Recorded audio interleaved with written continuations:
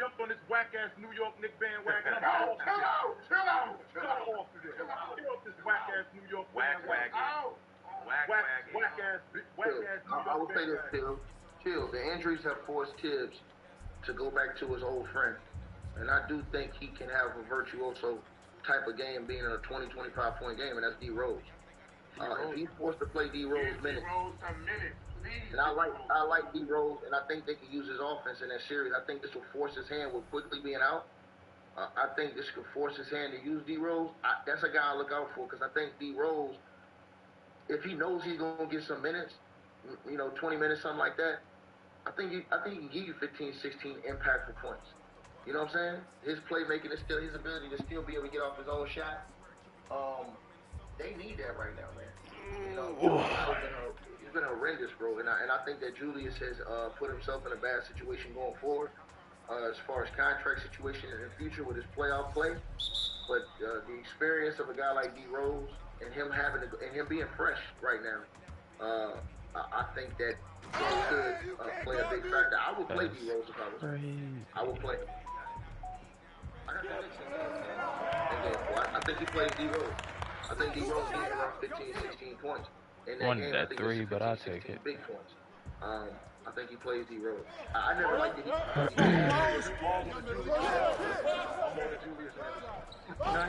said he's going to live with 23 hours.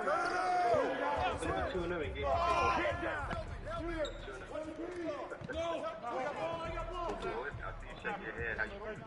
Timothy, James, Jordan, Good spin, yes sir. Yes sir, big 3. We out here already. I'm seeing him drinking a soda or something. Get it Oh, and do a DNA test on him. Them dudes related. I'm convinced of that. Who's watching here? Nope. J-Rod, you got the heat tonight? Oh, get that. Yes sir, big 3. We out.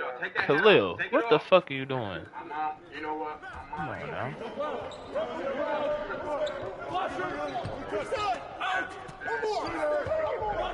Yes sir. Oh yeah. Oh, you thought? Yes sir, there it is. What are you doing? Yo, y'all got a hit. Y'all killing me. Lag spike. How am I live streaming? I ain't lagging at all.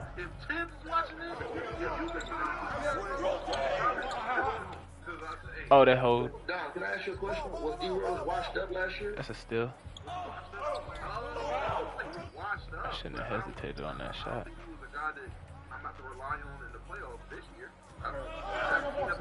Okay, well, he would have been playing big minutes. He still would have been playing around 25, 26 minutes if Hey, babies, stop. Brunson, right? I would assume. Yeah, so I'm just saying, I don't think 16 points is bad. That's off. No, Don't go up. Don't go up. Tip said he's gonna probably play him tonight. Pass it. But I'm saying, how many minutes does he average a season? I know we had this conversation before about guys needing to play in the regular season. I should press triangle. He keep ooping. That's all they doing. Who hasn't played at all, That's or all hasn't for played that. much at all. I don't know the last time he's been yeah, that's what I'm saying. Yo, high post. High post. Yeah, all he doing is sitting in the paint. Has not played for a long time. He had been in the doghouse where he was getting a lot of DMPs and he was getting 2 and 3 minute games, and he just came out the room and gave you a solid. For me, Derrick Rose, a wily veteran, stays in shape, keeps himself ready to go. I don't see why he couldn't have a 15, 16 point game. That's all you. No, I'm saying I think that my point is I think that kind of works in his favor a little bit because he hadn't been worn down for the season. All right, fellas. There it is. Good pass. Let's go. Everybody look down when I say that, right? We come in here tomorrow, and D Rose does exactly what I say. The haters gonna be bro. Giving it up. Giving it up. But when the Heat still win, I'm just gonna tell you. Daddy, I'm more fluent. That's it. All right, fellas, and that is that. On our way out, go ahead and put this up here. I couldn't get there for you. It's on me. Oh yeah, throw those. Anybody that sends us their account in our Instagram. Oh, that's me. You gotta hit those. The panel promo code. The baby. Squares. Be easy. I got the Heat. How does Sling bring you the playoffs There you go. for just $40 a month? Yes, sir. Instead of paying star athletes, we got the Sweat Box guy, so you pay less for every fast break.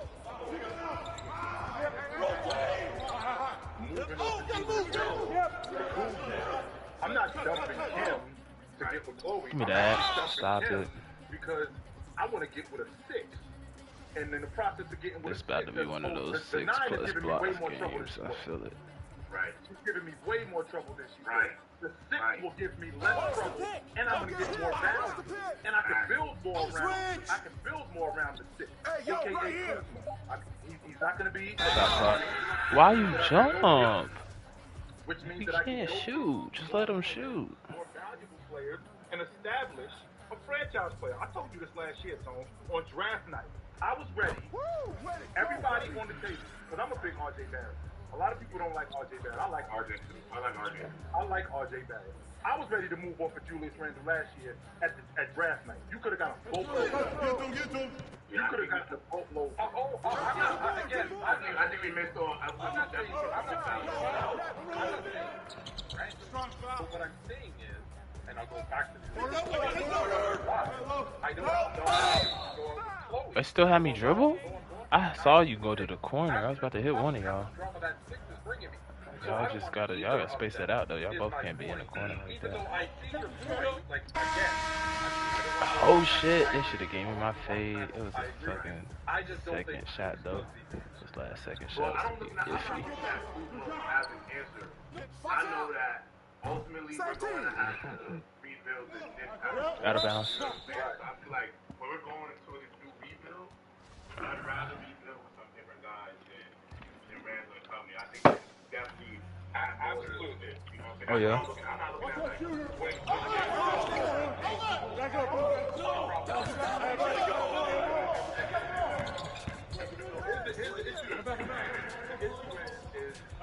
You don't necessarily. I was about to shoot this bit. It'll be a lot closer than you think.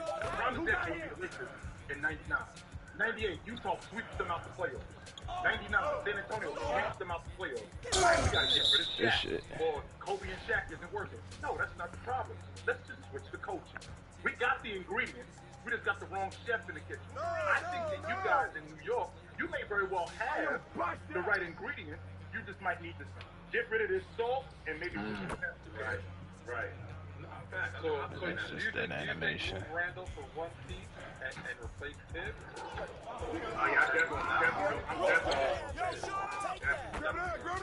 I just think somebody said to me, I felt it, like, Tibbs got more of the two raises of floor, but no raises of floor.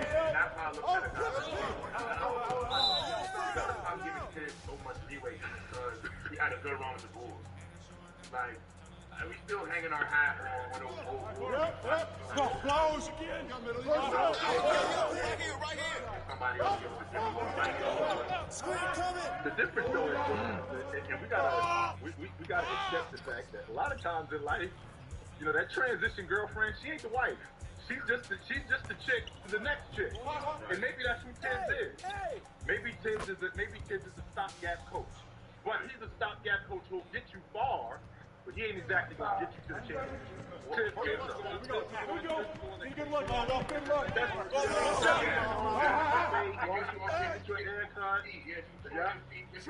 And then you're moving on to her. We do some fresh draws, some fresh stops, you know. Now mind you, Tone, when you move on, she ain't whack. You make sure you let her know, yo, I thank you for everything you did. Without you, I'm not here. But I did need to move on. to get to the next step. And maybe that's it. And I think a lot of that has to do with him being the defensive coordinator that he was. And then he took that over to the Bulls. And that was basically the identity of his team. His team struggled offensively. And the reason why is because I think he solely focuses on defense. And I don't have a problem with you focusing on defense if you don't defend. But if you don't put some legit offense in your game, then you're probably not going to win. I'm watching the Knicks last night. Don't get me wrong. They had three guys, three of their starters, I believe, had 20. Both Brunson. You've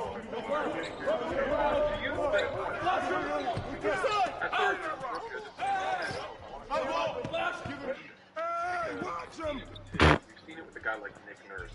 You've seen it with multiple guys that are like, this guy's an offensive coach, D'Antoni. Their offense works or their defense works. They just can't get it right on defense. And I know that they have do you think the NBA is more like the NFL, where it's maybe a head coach who's about morale and rah, and then an offensive coordinator and a defensive coordinator? Because I'm seeing the same struggles. We're so focused on defense. We do a great job. And we always question, but that offense. They made me fuck. I hate whenever I jump like that. I landed like I couldn't jump no more. Now, I know it's different because you transition from offense to defense a lot quicker in basketball. But I'm almost like, I think someone should at least. Well, didn't we have that already? Phil Jackson wasn't the head coach. That was Tex Finnegan. Phil was the head coach. Right? Phil was the. So we already had that unofficially. And the same thing happened. Same thing happened in Boston. Because he was the former point guard. So he was the dude who managed that crew. Tibbs was the defensive coordinator. He was the guy responsible for where Kevin Garnett was going to be, where Rondo was going to be. So I think we unofficially had that. You just talking about. I think you just talking about. I think you're just talking about putting the tag on it now, like making it official. Yeah, I think so. How many times are we going to do that? And there's just certain guys that are. Look, I'm not saying Tibbs isn't a good head coach. He's a good head coach, but he's a way better defensive coach. Well, you dudes, both of y'all, J-Rob, Mook, Tone, y'all dudes are football guys, so y'all know. Like I equated Norm Stewart. I love it. Norm Turner. Norm Turner is a great offensive coordinator. Right? Norm ain't running your crew. No, he's not going to run your crew. I was ready for him to hit the road. Corner was open too, though. Good right now. Wasn't it our fault? Right now.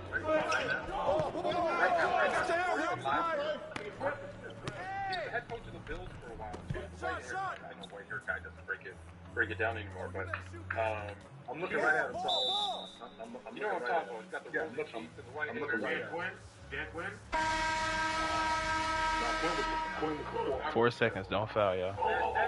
Wait for the.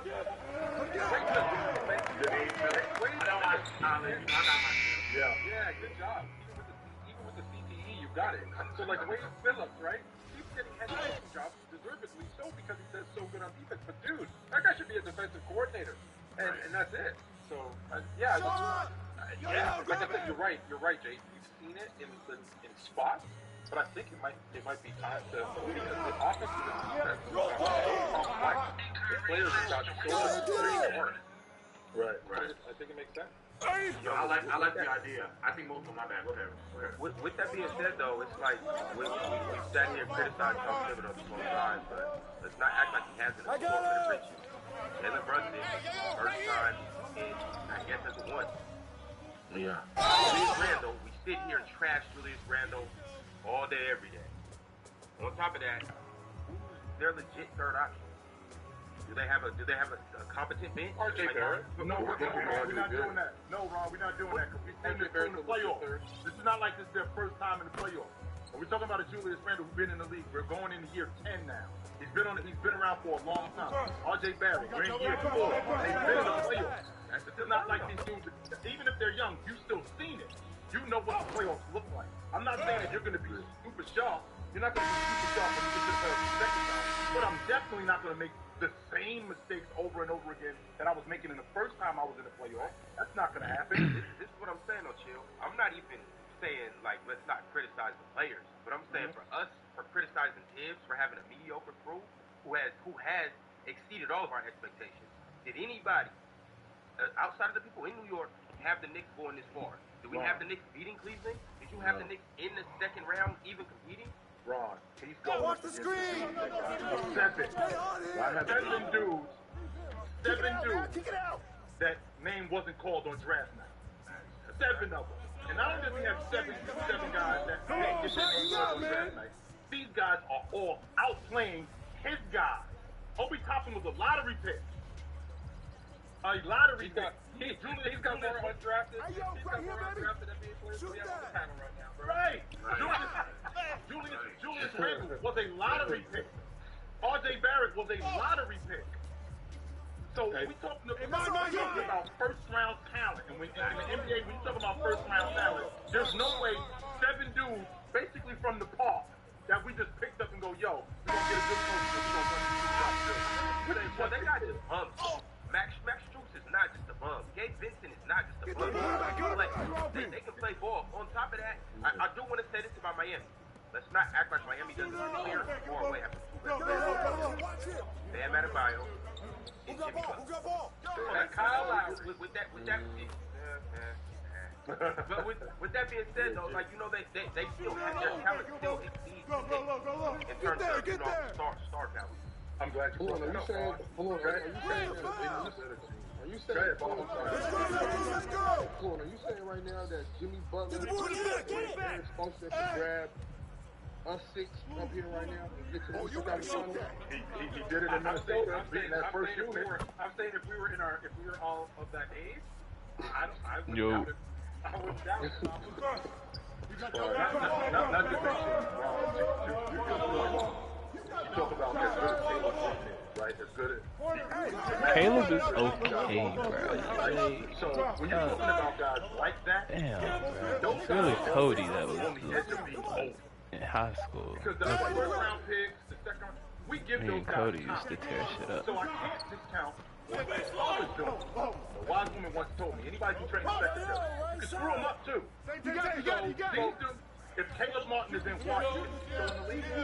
If Matt White is in Charlotte, he's still in the league. I don't I don't want to be double. Oh, now they kind of disrespecting my dude, though. Hey, Caleb ain't that trash now. He still be in the league. Sometimes aren't they better to have? Right. With the I right always people, need a though, role player. With the right 3 and people. D Because guy. if you got a guy who, like you just said, is fighting for a contract, he might have a guy like Larry Brown that's looking at him like, what are you even doing? And he might wreck him, as opposed to Eric Spoelstra, who's looking at him going, I'm going to get any and everything I can out of this dude, which is what he's getting right now out of this Miami. Because like Jordan Poole got paid. No oops, please. I think, yeah. Well, Top. he was bad last night.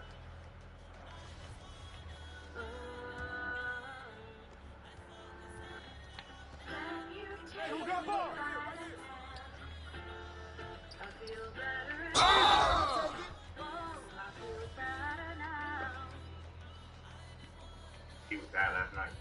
Terrible. Yeah, fellas, well, let's go ahead and keep it pushing.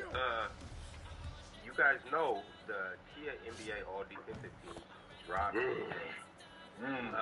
This is something that we definitely got to get into and talk about. Alright, in case you guys don't know, I'm going to go ahead, I'm going to mention the first team, and then I'll give you the second team as well. Let's talk about the first team first. You got Alex Caruso. Stop right there. You don't got no first. Right there. You got it. Keep going, Ron. Alex Caruso. Drew Holiday. Cut.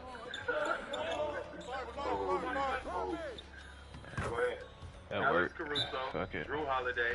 I was trying to get you some. Brooke Lopez. You ain't in double digits yet. Big 3 gotta be in double digits. Yeah, Alex Caruso. If Davion Mitchell wasn't even an afterthought for the second team. Caruso actually had a great defensive year. In terms of an on-ball defender, pure weight defender, and the way he's been. There you go. You ain't go baseline with it? In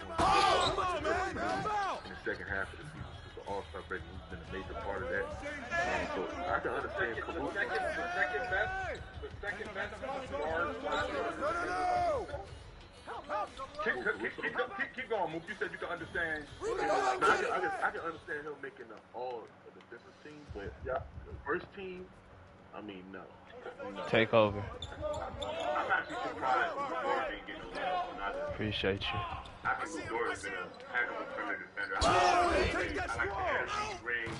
Obviously, I mean, he built like an NFL linebacker. He is, yo. 6'4", he's hard to get past. You know, he reminds me of like, kind of built like PJ Tucker a little bit, like that stout body. I thought Dort should have got some love. I'm really surprised Herb Jones didn't get no love. Maybe because he was injured a little bit. I know he missed some games this year.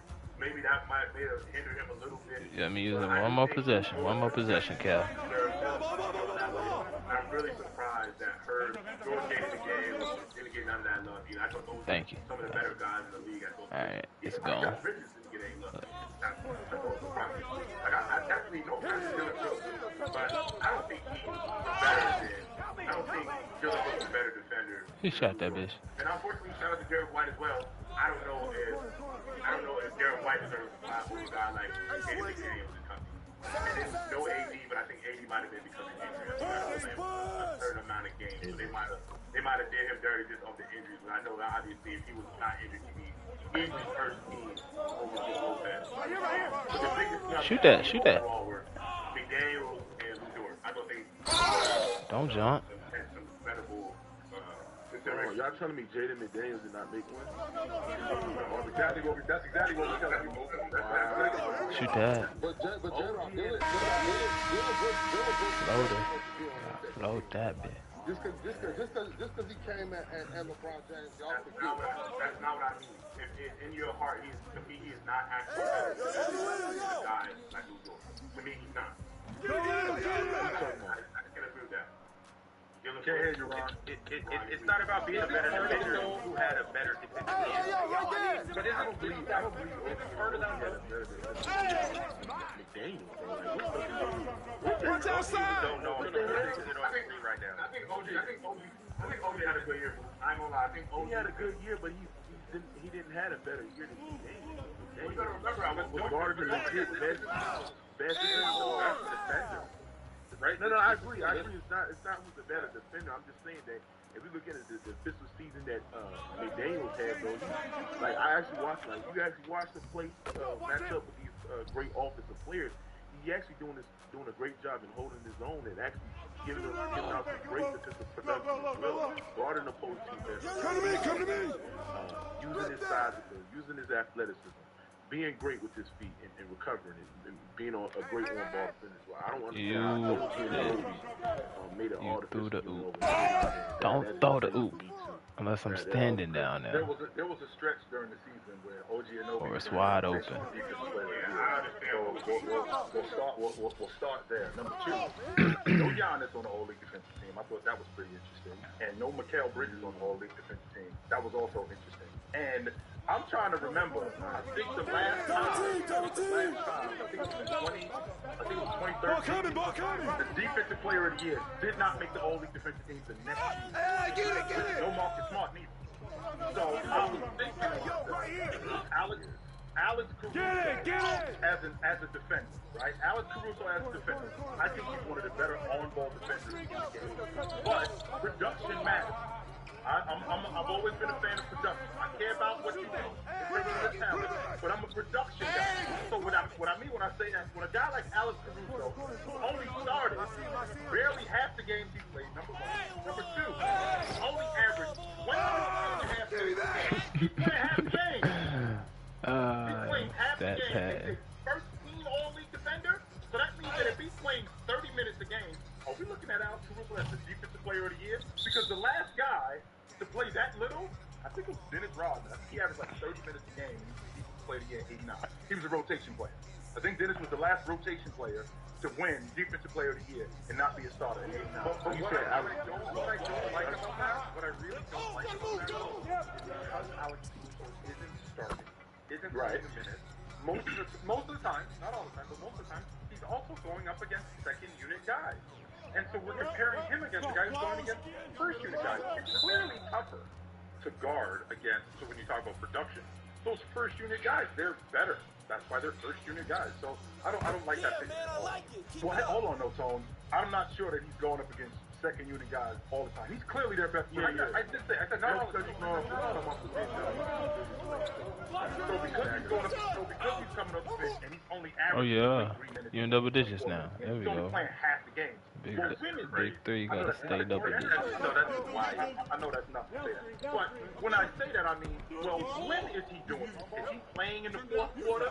Is he slowing down Marcus Smart? Is he slowing down Bradley Beal? Is he slowing down the better perimeter players in the game? And how long is he doing it? When I think about guys like Drew Holiday, when I think about guys like Jaden McDaniel, when I think about guys like Herb Jones, those guys, I think about them a little bit differently than I think about Allen. Hold on. Claxton didn't make an all-defensive unit, bro. No Claxton. No, I'm putting it back on the screen right now. But you gotta understand it's like well, that's my question to you, Mook. So if Claxton is on this crew, there's only two teams. If Claxton is on I wonder this if I can get the hook shot off. Claxton ain't going before Bam. Let me see. He definitely don't go before Anthony Davis. Oh no, he still did the fade. Hold on. they might have to Did I gotta push up on the stick? Is that it? If it's a third team, they will have to add another defensive unit. I have a high hook shot. I just never use it like everyone else uses it. And they're gonna make it out because it's like the guard, and you look at the terms of the forward, and then the center I think is you all push stacked. up on it. I don't know. Bam been great defensively as well. Brooke Lopez has been great. I also think that Claxton has been great for the Bucks in that defense as well. We look at terms of versatility, his switchability, his rim protection, his post defense as well. So you count all of that, bro. I just think that he should have made a defensive unit as well, bro. I mean, this is crazy, man. That about be the dunk. You know, that's what it is. Two shots. Derek White. I don't think about Derek White. I don't think about Derek White. I think Derek White is the beneficiary of being Good hit, man. Good hit. more than anything. I'm not sure that Derek White is an all-league defender. And it says a lot about this Boston unit because if I'm not mistaken, last year they had two dudes that was first-team all-league defense. That was Robert Williams and Marcus Smart. And then now this year, you got Derek White on the crew, who was on the crew last year, which would explain why that team is so good defensively. But I don't think about Derek. That's why they win the final. I don't think about Derek White as a defender. Oh, and one. So Nah, I can't do the hook shot. More attention to Derek White because, I mean, I do it on accident, but I don't know what I be doing to do it. That's the crazy thing. Oh, I got one more possession, and he got his take. Let me see if this shit works. Oh, never mind. About him? Oh, absolutely. And he's going to change it back to, just like Anthony Davis is going to start that conversation all over again about who he is. This thing isn't really the planet just like that. There are guys who, when they do something one year and then the next year, it turns into They something had different. me, 'Cause don't bruh. forget, I hate that gather after I jump. That shit looks so ugly. we were talking about Jordan Poole Oh yeah, and oop it, Donovan oop it, Mitchell and Bradley oop it, Beal, oop the it, same oop thing. it, oop it, We were oop doing it. Now here we are. My standing dunk on right there. I would have dunked on all of them. Jordan Poole or Austin Reeves. That's where we at now. And it's a convincing argument for Austin Reeves. Right. yes. That's where we at now. So the logic with Giannis, I mean, Ah, Khalil just wanted to be like me. I see. Okay. that's what it is. Yo, what's going on, Damo? How you living today? How you doing, man? Sorry I'm late. I'm sorry I'm late, man. It was a great night last night. Enjoy being right, man. When you're right, you gotta celebrate. No doubt. Hey, in case y'all don't know, it's a goat spotting somewhere I should just do the regular on that one. somewhere in the background. I wanted to oop when I was standing down there. Other dude, Kev, he should have do the oop. Damo, you seen that first and second defenses? That's a Mario Chalmers, I guess. Roughly skipped it. It's on the screen for everybody to use. Just so we clear, the dude in the background sitting next to J. Rob, he look like he's up to some shit. I don't know what he up to. He just did. Boss is working. Yeah, boss is working. Yeah, he looks like he's up to something. I don't even, let's just, if I didn't know him, I'd be like, yo, who's that dude? Because he looks like he's up to something. Oh, yeah. We back to 97. Let's try to get that thing back to 98, 99. You feel me? Damo, I do want to get your take on these first two but I also want to get everybody's top 3 snubs.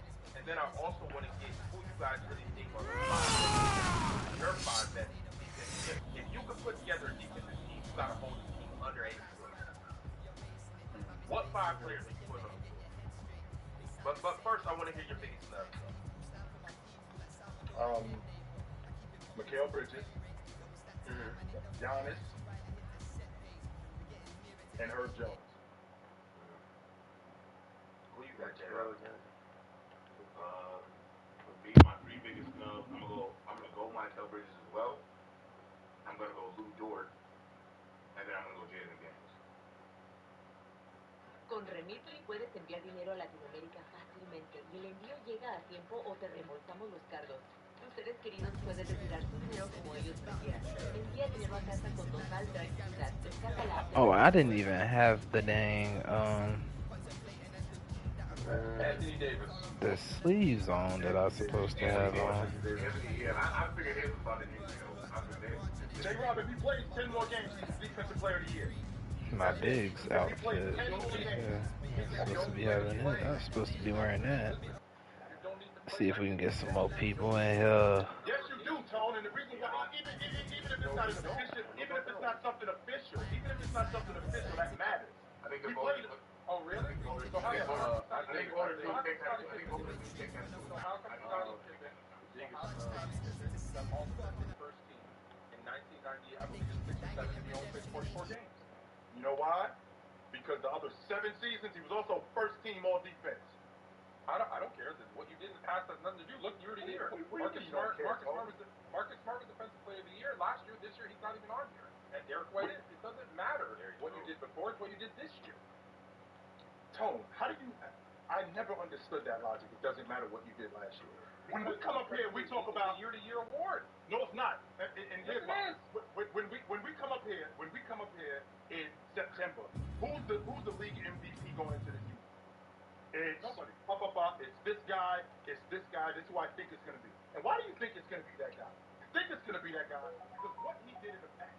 That's why you think it's going to be him. And if he does something similar to that, at minimum, he's going to be in the conversation. At minimum.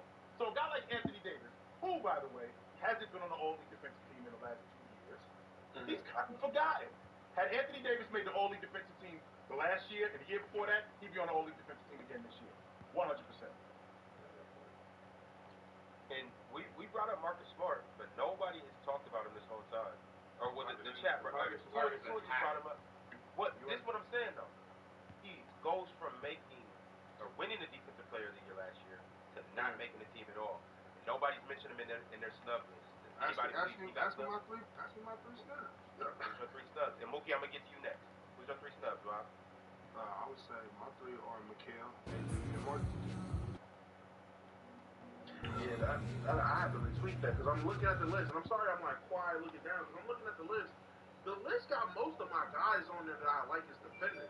So I'm trying to really think about guys that are snubbed, and I'm hearing everybody go, and I don't want to just, copy other people, but the only ones I can think of, honestly, you brought up Marcus Smart, cool. Mikal Bridges was the first one. I'm like, okay, Mikal should be here. If anybody, I don't know who I'm taking off for real, but I know I would think Mikal. And then AD. Those would be my first 2, AD and Mikal. Because Jaren Jackson played 7 more games than AD? 6 more games than AD? Really? I didn't know that. I didn't know that's not a discrepancy. Take it a step further than that. Just so you know, don't stop at the 7 more games. AD played almost 200 more minutes than that. Oh, really? Okay, but How many years did they have from all defensive teams?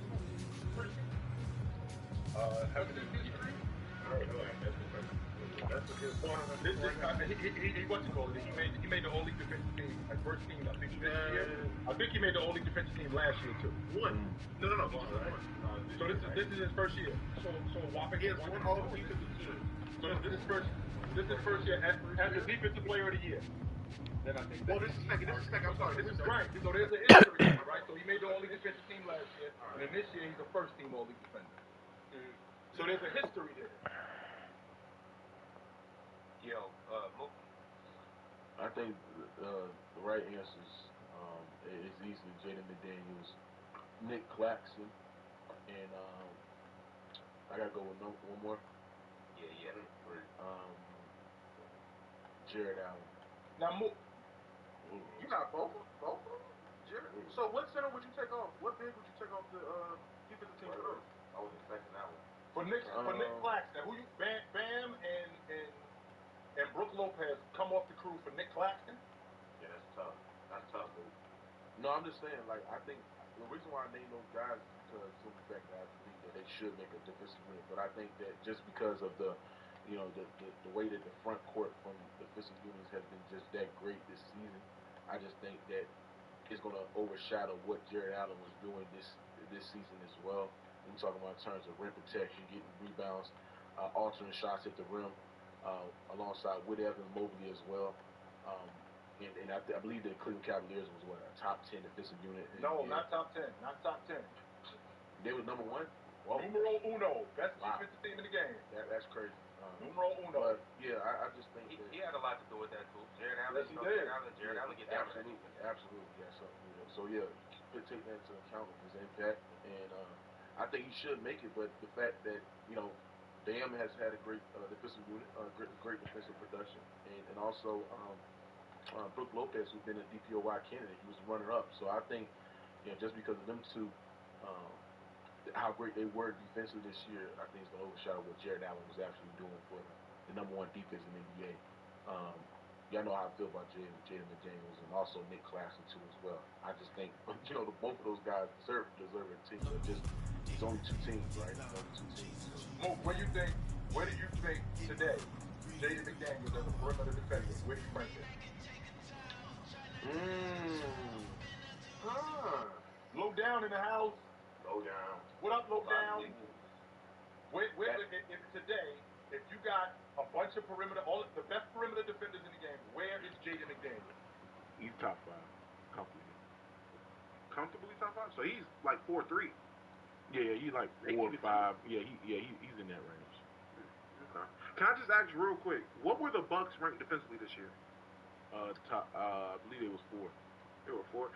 I find it hard to believe you can have 2 guys from the 4th best defense in the first team, but you can't have representation for 2 guys that was best defense on the first team. That's kind of crazy to me. I could personally live with Brook Lopez being second team, and you put Jared Allen, if he's that big of a defensive impact. If he's just as much of a defensive impact as Evan Mobley, in people's opinion, I would say I put him first team over Brook Lopez. But if it's not, if Brook Lopez put him, then hey man, I'm just checking. I did know that. Yeah. Yo, Low, thoughts on the first and second team? Low down in the house. Hold on. All right. Yo, but finally, Low has come back to the panel. Low down in the house. Oh man, the amount of things that y'all have been saying, bro, is ridiculous, bro. Give it up, Low. Come on in. First of all, Mikal Bridges, it was fine. It's a fine all-defensive team. I would have had McDaniels over OG, but it's fine. It's fine. Over OG, not over Alex Caruso? Alex Caruso was fine. He's one of the, I think Caruso's the top 3 guard defender in the league. Top 3. I can live with it. I can respect that. Yeah, I don't mind that at all. Don't mind that at all. And plus, I can't take Caruso off for McDaniels. He's a front forward. Right. So yeah, I had no problem with the guards. What's this Giannis infatuation on the defensive end? I didn't mind Giannis not being on it either. I'm not talking to you, though. I'm talking to people in general. So let's discuss the quote unquote Giannis infatuation. I think Giannis is a better on-ball defender than you guys give him credit for. Not only do I think he's a better on-ball defender, he's an elite rim protector. Giannis, and what we also leave out when we talk about defense, we leave out how important rebounding is. Rebounding is huge as a defensive player, and Giannis is one of the best rebounders, if not arguably the best rebounder in the game. Giannis is one of the better transition defenders in the game. I think Giannis struggles on the perimeter in the pick and roll when you're further away from the basket, but he has a unique ability to recover when he gets beat. And I think that's one of the major parts of Giannis's defense that makes him great. Plus the fact Giannis is rangy, Giannis is multi-purpose, and Giannis can guard a number of different positions. I don't think Giannis gets enough credit as a defender. There's there's a reason why he was the defensive player of the year. So he's great. I know. We went back and forth a little bit about it yesterday about the defense impacting your rebounding impacting your defense. I'm back on this side again. I don't believe that being a good rebounder is defense. Like, what? Yeah, Lo, it doesn't make sense. You don't think it's impacting at all? No, I think that's just rebounding. Rebounding is rebounding. Defense is defense. And offense is offense. Part of basketball. I mean, what did you say? You said rebounding is the most important part of basketball. Yeah, but that doesn't just. And I said that, and I believe that it's very important on basketball. But I don't think it has anything. I don't think it's defense. Being isn't rebounding. Crazy. I personally disagree. Defensive rebounding is Wait, you don't think hold on, J-Rob. I don't think as a glass cleaner, how can you say something like that? What are we talking about here? Because I think rebounding is rebounding. You are the last line of our defense. I'm covering a guy who I'm busting my ass to get this guy to take a bad shot. If he doesn't, if you don't rebound, he gets another shot at that. And I gotta cover him again. You are the last line of my defense. You're basically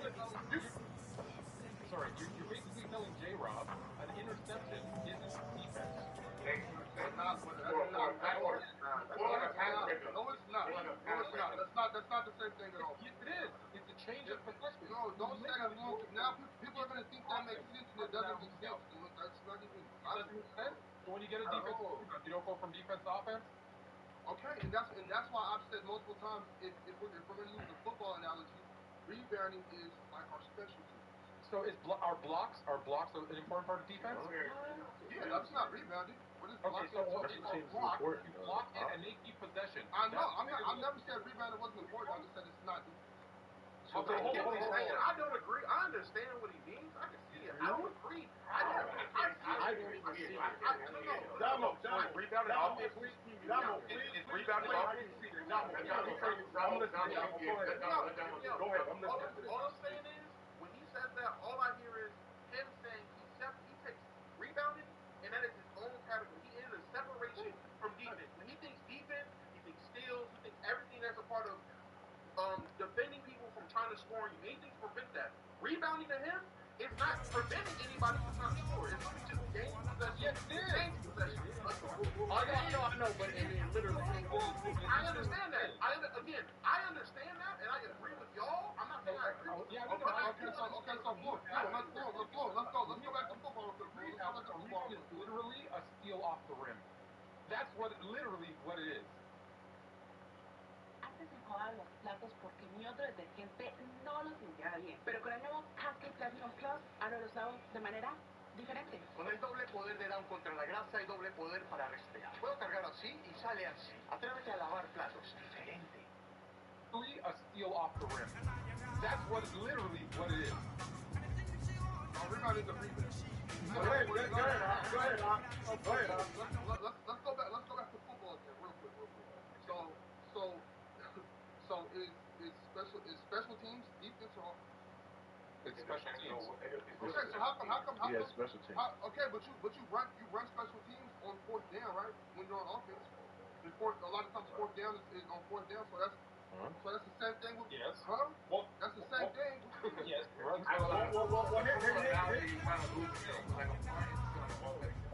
Okay, here's why it's so flabbergasted what you're saying. Basically, a defensive rebound has the word defensive in it, for one. But two, it's a defensive rebound which ends the other team's offensive possession, which literally stops them from scoring because now you've taken the ball from them on defense, and now you're on offense. So I can't wrap my head around how you don't see how it's connected to defense. I know what happened. I'm not saying it's the biggest part. I'm just saying it's a part. Without a doubt. I know what happened to Ox. Go ahead. No, I know what happened to Ox. Me and Ox wrestled yesterday, and I kind of rallied him a little bit.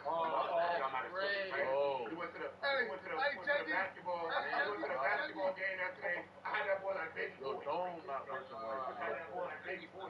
Hey, I was there. I seen it, chat. I was there. I rallied him up. I was there, chat. I swear, I seen it. I was rallying that boy up. No, I had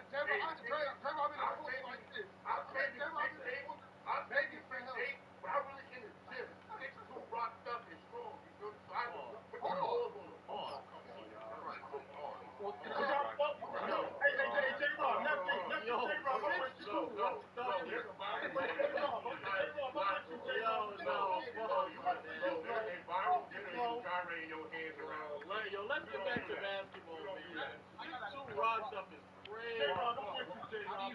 Focus low. J-Rod, Fox, I can tell you don't. all in Seattle, and the rest of us don't get an invite for a live show. What's going on? I don't even care. Wait. Let's get back on subject. J-Rod, don't lie to the viewers. Don't do that. Don't lie to the viewers. I ain't gonna lie.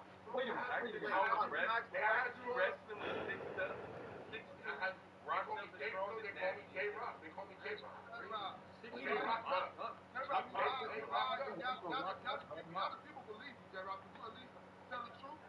Like, give JD your headphones so he can. Oh my God! Let me. Eddie working on Mark's paperwork right now. I just want to make sure that I'm understanding how important rebounding is. Number one, with the football analogy, just so you know, special teams, they're not on the field all the time. You can actually have times where special teams aren't on the field. If you're not rebounding, not a lot of times. There's a lot of times when we go for it on fourth down, and special teams aren't necessary. That's number one. Number two, as a rebounder, you are necessary. There are guys in the NBA who are there specifically for rebounding. Dikembe Mutombo is in the Hall of Fame because he defended, and what else?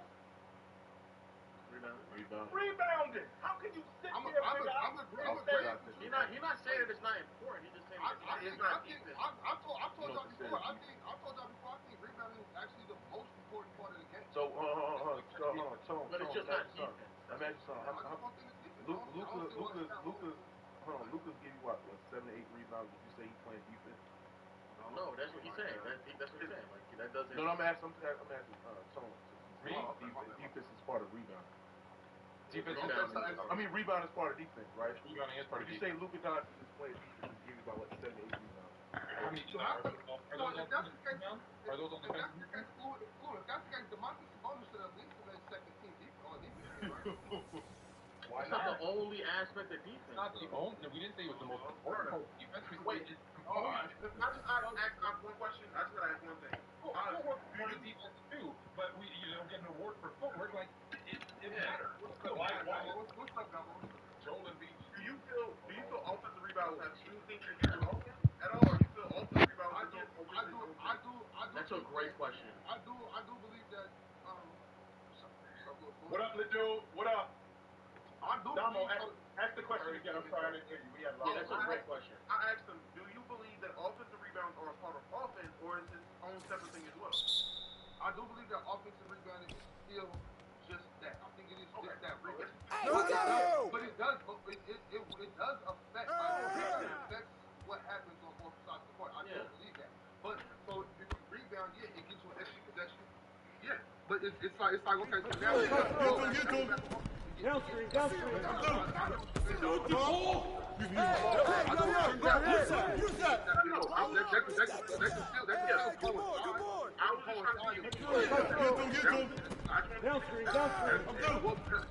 thing is I've seen they shadow. So I'm saying how was it defense? Of course, you don't understand.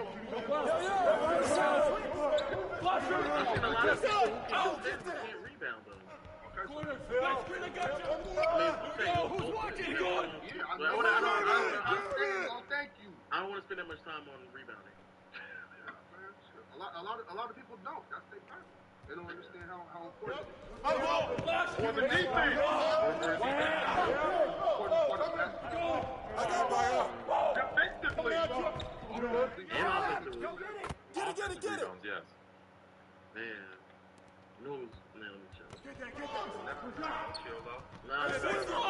No, you came up here for the drama. Bring it. You came up here for it. Started with this. You came up here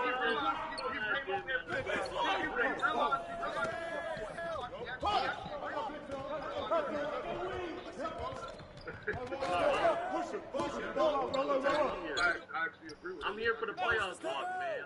Step out. Don't get picked. I love being right. I love being right. Hold on. I've never loved being wrong so much. Hey, watch the enemy. Defensive teams, though. I want to hear from you guys. If you could take your top 5 defenders in the NBA, who would it be? If you had to put a lineup out there, and I want to hear it from everybody. By each position or just in general? Just how you was shutting down the movement is the question. I'm on fire all day. At the 1, I think Mikal Bridges is at the 2. I'm going to take OG Anunoby at the 3. Evan Mobley at the 4. And 1.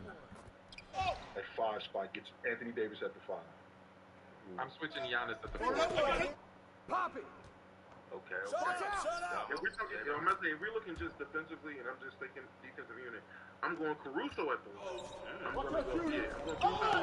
Bridges at the 2. James at the 3. Mobley at the 4. AD at the 5. That's all back I up. don't think he's on 30 minutes. You hear me? Come here. Kick out. It's like double. I agree with the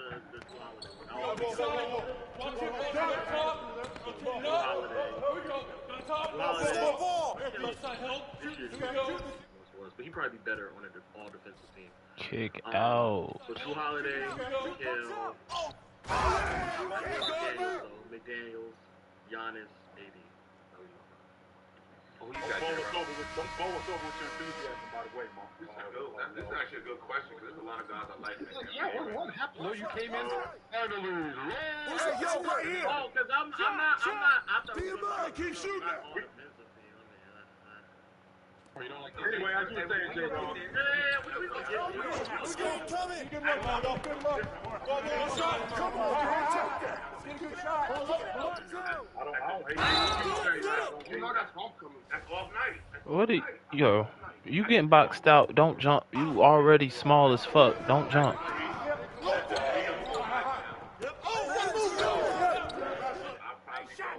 Pressure him up. I'll probably go Giannis because he still got to score points too, right? I'll probably go Giannis at the We just lock and keep it. No. Keep shooting that, man.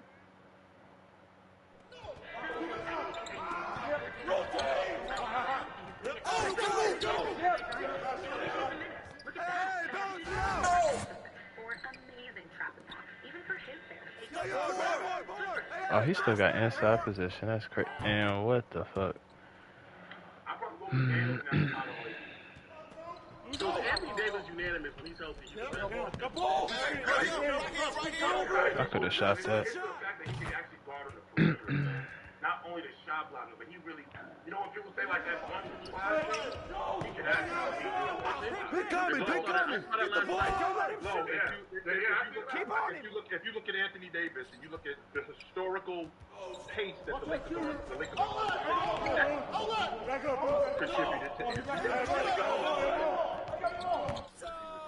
Listen, and so, actually, Mookie, go ahead. Give us your 5.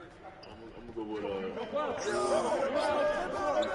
Newport, McDaniel. I probably put AD at the 4.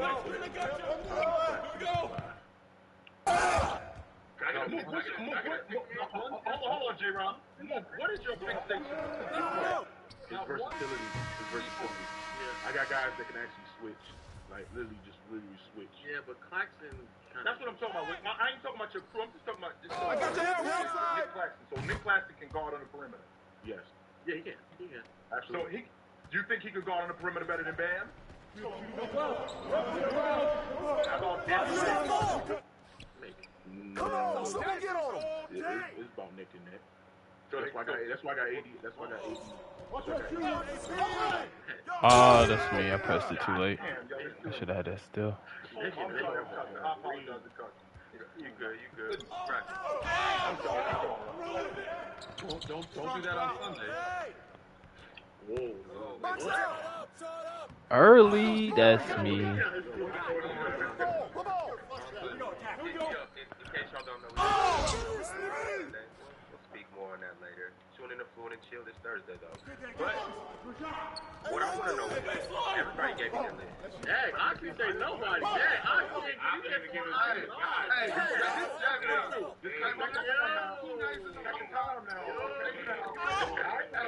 Word. Good boy. this right though. It's too rocked up. Yeah, I'm staying away from you. Go ahead, man. Davion Mitchell, De'Aaron Fox. Bonus.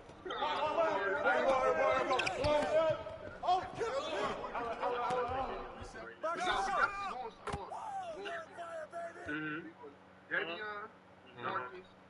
We're going Davion, Marcus, Drew. We're going 94 feet. 94 feet of defense. Davion, Marcus. You got Charging. I went to do a spin. Why did he keep going straight into him? He was about to say Draymond. I didn't mind that either. I don't think he played at that level all season long. He was really just stretches, but I didn't. There's a lot of people that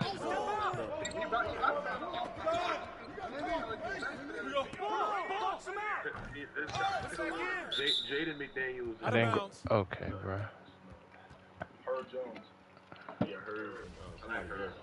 Yo, but fellas, everybody gave their list, and nobody put the defense in here.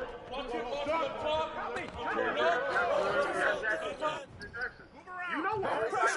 Jaren Jackson Jr. I think if the answer is between Triple J and the problem is Ron isn't the best defender. He is the best statistical. One more. Best or second best defensive team in basketball. That's how it's always been picked. So I don't think anyone thinks he's good, great. But I don't think anyone. It hasn't always been picked like that. Olajuwon was the best defensive player in the game when he was defensive player. That's the problem. It's the same thing like the league MVP. Come get it. The league MVP is the best player in the game, but then sometimes it's not. Just like the defensive player of the year is the best defensive player in the game. Sometimes it is. And that's what it's equated to. He happened to be the best defender, but happened to also be the best statistically defensive player on the best defensive team. That's just right. This one. Hey, let me put AD at the Hey, yo, right here.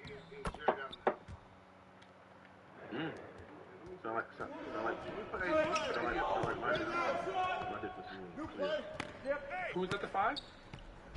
For me? Yeah. Who'd you say at the 5? Shut up. So you got three little guards. Rhythm, bro. He did a job on. Yeah, okay. Can we get a 6-man? If I get a 6-man, I'm taking OG. Not me. No. Take it to the I'll give house. OG some love. ¿Odias que el aromatizador del carro te paralice con su fuerte olor? Los clips de Febreze Car funcionan diferente. Febreze te da una frescura constante que empieza y se mantiene en el tiempo real por 40 días. Cámbiate a Febreze Car. All right, y'all, let's go ahead and get into it. Now. I know what you want to talk about. It was a game last night. Two things I want to talk about. In the boys. Let's get into it. Let's talk about it. How are y'all feeling about this game? The Lakers pulling out a close one. I mean, not all at once, man. Not all at once. Yeah, okay. I want to let that one. Lakers fans talk first. That's what I'm saying. I want to give the boys. Can I go first? Yeah, I was going to let them go, man. Let Mookie go first. Please let Mookie go first. Let Mookie go first. I want to hear what he got to say. Definitely want to hear what Mook got to say. Definitely. Like I said, man, shout out to the Lakers. They played well on both sides of the ball. Way to hit it. They struggled getting their sets late down the stretch offensively, and I don't know what was that. On top of that, the Warriors literally got away with what they was doing, especially down the stretch. You really didn't get guys like Clay. That's crazy. Guys were just inconsistent, but I did like the adjustment they made on starting GP2 and actually tackling Anthony Davis on high pick and rolls. Anthony Davis started pressing up more and started playing that really well. But yeah, man, Steph Curry down the stretch did not play well, didn't play to his standards. But other than that, give a shout out to Los Angeles Lakers. AD defensively was just great. you know, like I said, bro, the series look over. The Lakers won this. You know, I don't see the Golden State Warriors winning this straight. Nobody talks about how the Lakers been that great at home too as well. Great production for Lonnie Walker. Lonnie Walker hit like 15. He scored 15 points in the fourth quarter as well. On top of that, you got great production from Austin Reeves. Especially when you got LeBron James and Anthony Davis really not having that big of a game, especially late down the fourth quarter. Because you had the role players that stepping up. You know, the role players stepped up. They fed the hot hand, and they got the win. I like it. When is down the stretch? What is defined as down the stretch? You kept saying that. Late in the fourth quarter. You mean you're talking about the time when LeBron James repeatedly just went attack Curry. Screen attack. Yeah, and he was missing bunnies around. No, wait, but I'm saying no. Struggled to get in that set. The set was get them to switch on the screen, give me Curry 12 times in a row. They got it. They get it. Yeah, that was enough. That was the set. Yeah, that was the set. No matter where Curry was on the court, LeBron was like, hey, come over here every time. I don't think that was. Even Lonnie Walker put him on the island. Even Lonnie Walker put him on the island. Everybody said, yo, give me that. Hey, Uncle Jermaine, they had that boy on the island. You know what I'm most happy about? Listen, I don't mind being wrong when I pick my Lakers and they come up with win and you break the cycle. AD ruins the pattern for me. I love it. I'm happy. I love it. I love that Lonnie Walker goes for 15 points for the first time in 26 years to the day that a Laker scores 15 or more points. I love when I'm wrong and the Lakers win that. What I'm most happy about is that we had a conversation about 4 weeks ago. What if Steph Curry leads the Warriors to the finals and wins the finals MVP? And what kind of conversation are we having about Magic? You know what? We're not having that conversation. That's what makes me the most happy. So hold on. So one series that Steph lose, knock him off of that conversation. That's what you're telling me. Yeah, this one in particular. This one. Mookie, I think this one particularly, Mookie. Oh. Yeah. At least I think it changed the conversation a bit. I mean, I ain't gonna lie. I ain't gonna lie, because I got Curry over Magic though. I got Curry over Magic. I do. Steph Curry's last night showed up. He did not play well. You don't take a 30-foot jumper when you're down one. You get to the rim. You attract 4 defenders and you use your gravity. You use your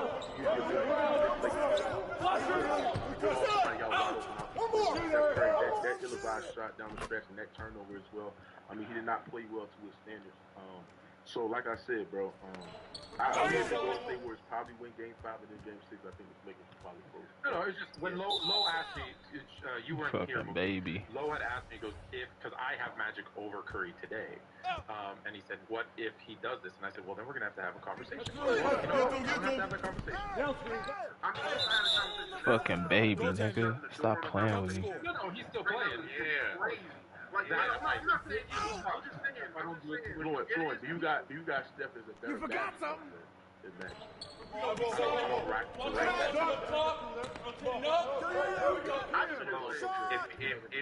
If your Lakers could get 1 point wrong, then it could either be Steph Curry or Magic Johnson.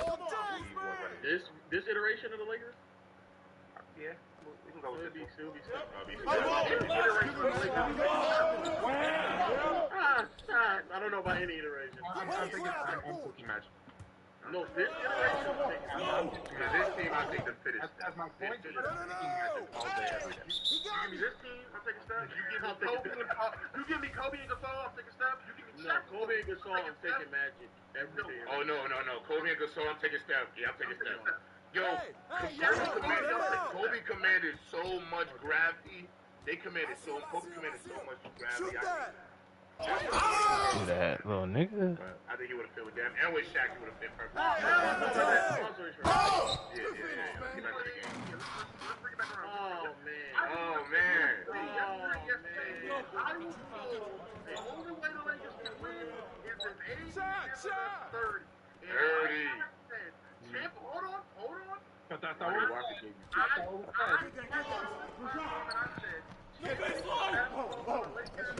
Start with that man with one eyebrow in the face on the defensive end. He was great. Defensively, as long as he's great, and as long as he rests and he others play well, we're beating anybody. We're going to play great, whether we're down to make a run, or the start of the game like 30. 15, 19, 20 from Reeves, and I'm not saying these guys had those last night, but from Reeves, Schroeder, and Lonnie Walker, D'Lo, as long as we're getting consistent work from the others, LeBron James is shooting 11 for 30 consistently because he can't have that. But if we have the road, hey, listen, LeBron was killing me, but as long as we have that, we're beating everybody. And he doesn't shot 30. You're not talking about me. But just I know you weren't talking about me, but let's be clear. What I said yesterday was you need AD to be involved in the offense. He can't go for 12 and 7 on every even game. He needs to be involved, and that will make it easier for everybody else. And look how easy it is for everybody else because he was involved offensively. You had guys like Schroeder going 6 for 9 or 7 for 9, whatever the hell he went. 6 for 9 from Lonnie Walker. You had Austin Reeves going off because he's getting involved offensively. Everybody else Now, let me ask. Now, am I wild for being very critical of him? L2. Oh my goodness. Come sooner, please. Corner hit me. God damn, bro.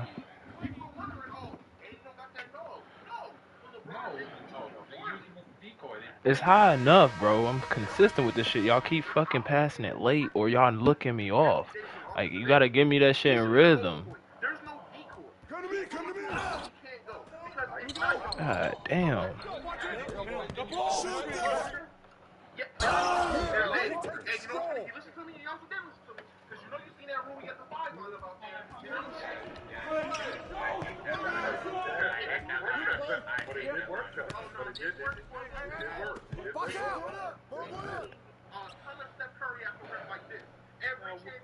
With that also being said, We have a hot spot on every fucking 3-point line.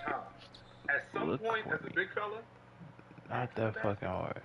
Can you at least ask for the inside out. Both ways.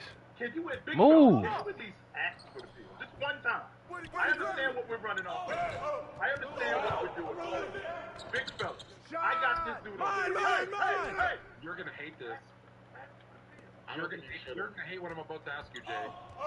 He's got a lot of evidence. He's phenomenal defense. You think he's a little gassed? Come around. He looks gassed. He looks gassed. I'm not trying to hear that, man. I'm sick of hearing it. I don't want to give him that out. I can't give that out. I genuinely, and to be super honest, and it's not even trying to bail AD out, I don't think he's gassed. I think he's just buying into it. Yo, you under the fucking backboard, bro. God damn.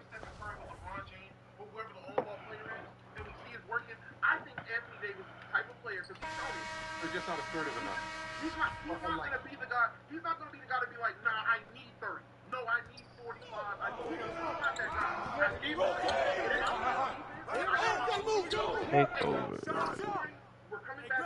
Literally have post take. What the fuck? Wrong word. Maybe it's just like, hey, okay, you guys got this. I'm gonna say, Jay, you say this. There's guys who say, hey, I'm gonna do all the scoring. You do everything else. Hey, I'm gonna take care of the defense. You guys got well, he's actually done that before. He's got a history of doing that. Remember in college, he wasn't playing that well in the national championship. He said at halftime, you dudes score the rest of the points, I'll block every shot and I'll get every rebound. Now, with that also being said, we're talking about a guy who's an integral part of our offense. He's not Rudy Gobert, right? He's not Mutombo. He's an integral part of our offense.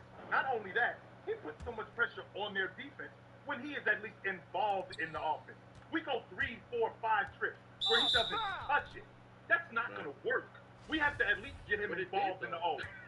We got it. It literally did. But here's the difference, though. It worked in this 2-4 dots. Oh. Moving forward. Let's just say for the sake of argument, they beat Golden State and now they Yo. have to play Denver. Yep. Well, I'm taking a lot of pressure off. I'm taking a lot of Okay. pressure off Joker when I don't touch the ball 4 or 5 trips. I'm taking a lot of pressure off where he doesn't have to guard me because they're not involved in it. Especially when we get into the things of the game. That's going on. I'm not saying that Anthony Davis has to shoot the basketball, but when we're in games like this, where it's a 2-possession game, it's a 3-possession, it's a 1-possession. Anthony Davis has to, on some level, be involved in the offense. Stop step under the basket for.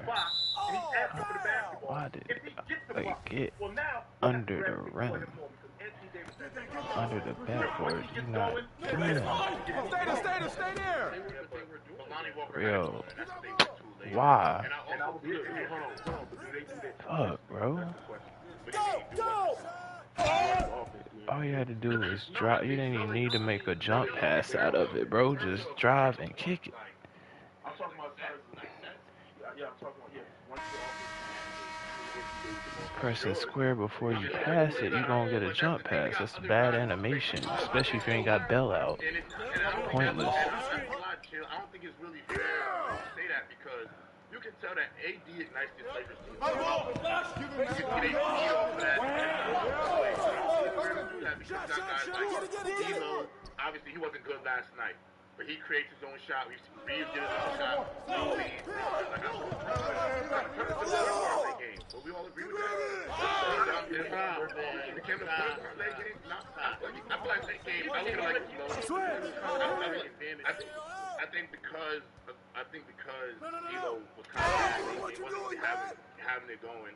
I think Bron kind of took over the decision making of the basketball game, and that was effective for them, in my opinion. Obviously, it's not the production from Bron.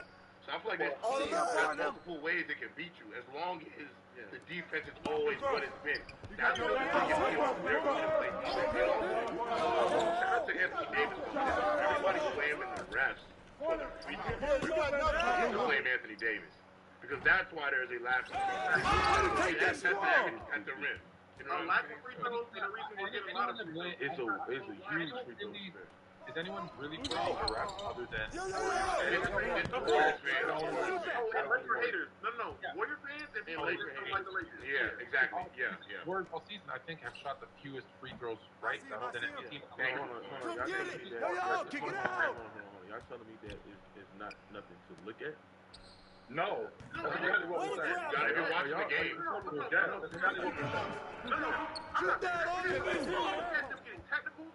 Look at them getting 3 in the keys. Look at them getting tape fouls. Look at that. Is it AI? To add to the free throw discrepancy. Right. That is also that is dumb. I'm so tired of how many times people don't act as if like there's just other ways to gain fouls.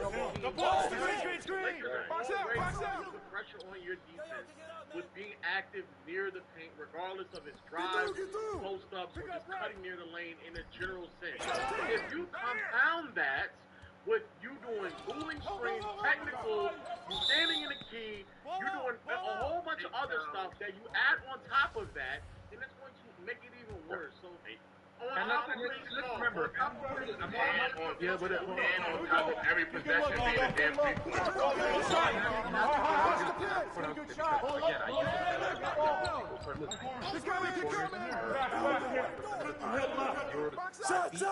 15%. And where do their top 2 scorers, AD and LeBron, do most of their damage?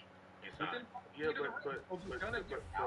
But to be fair, like yes, the way that the Warriors play, they're not going to be producing a lot of free throw attempts. But so they don't complain about it, move. Hold on. But hear what I'm saying. Set up. When the free throw disparity is 39 to 6, that brings the eyes up. I don't care where you go. The free throw disparity is that key. So Mookie, you think that is on the refs? You think the refs are favorite? So you're trying to say the refs are favoring the Lakers? Is that what you're Absolutely. Ever since that, hold on. This is real. Ever since that the chancellor game that LeBron James had in January 28, 2023, the Lakers, and they complained to the front office, they have outshot their opponents from but they've been leading the league in free throw disparity. On top of that, they also lead the lead in free throw attempts. On top of that, I believe they're top 15 in drives per game.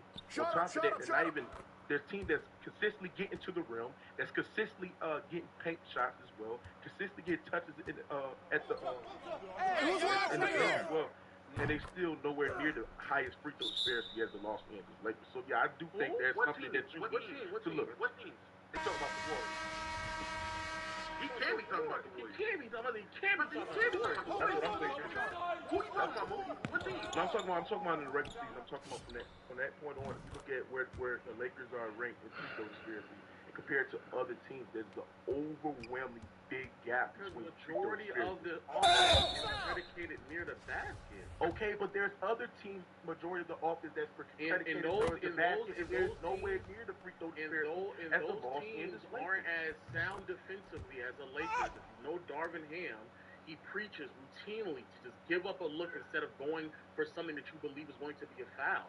So he's been preaching that even when he was in Milwaukee. That's been a consistent theme of him. So you telling me that the Miami Heat, I think the Miami Heat got a top 10 defense in the NBA, right? They have a top 10 defense in the NBA, right? They also, I believe they're top 5 in, I gotta look this up. I think they believe top 5 touches around the rim. It's the free throw disparity is still huge by a wide margin. What's the margin? I'm gonna look it up right now. Because I ain't got it. Anyway, about last night in the playoffs, because my God, I can't.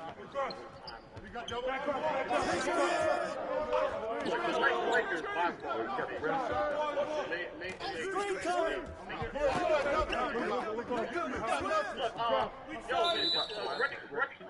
Another great I just stepped up. Okay.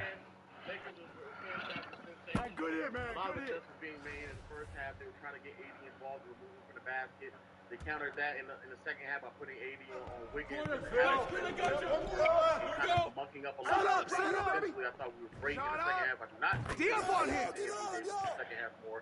So if you go back and rewatch in the third quarter, Anthony Davis was still gaining a lot of pick and roll sets. He was driving, going to the basket. The defense was still collapsing.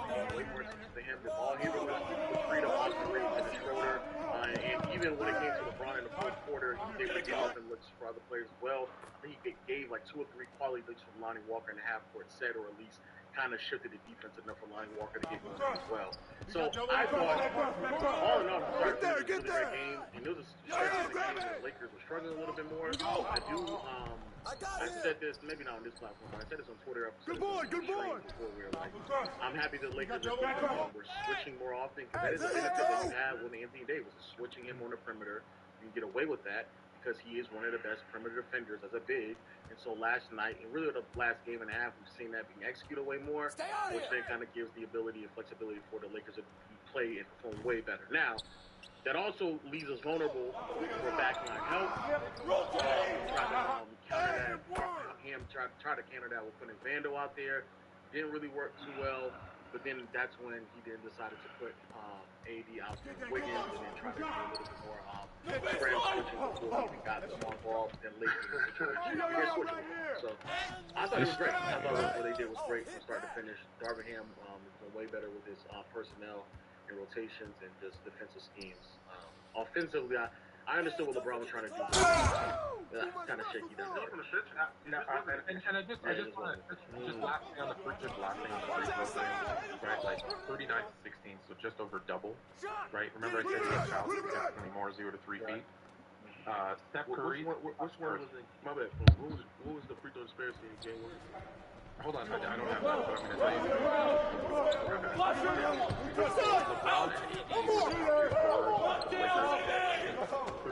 34 and 27% within 3 feet. 34 and 27%. So much more likely to get fouled more versus Clay, Steph, and Poole, who are the top 3 players in the order, who only do that about 5 to 10% of the time.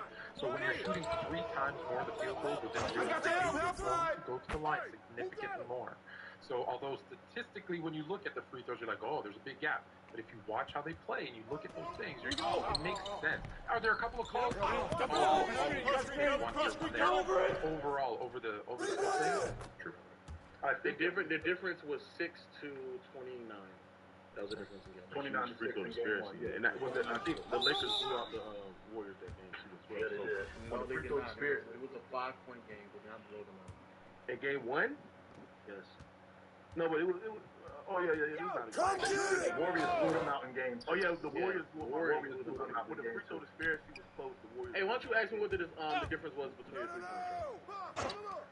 What was the difference between the 3-point shots? I want Luke to ask. He can speak. And Luke, ask me. Ask me what the difference between the 3-point shots was. Game 1, Ask me. Game 2.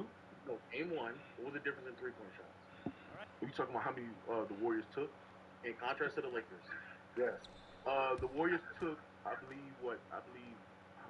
Give me that. You tell me. Hey, let me help you out. 53 3-pointers for the Warriors to 25. But you can still. Hold on. They did get to the. Oh my goodness. They did not get to the rim that much that game. No, they didn't get to the rim. They didn't get to the rim.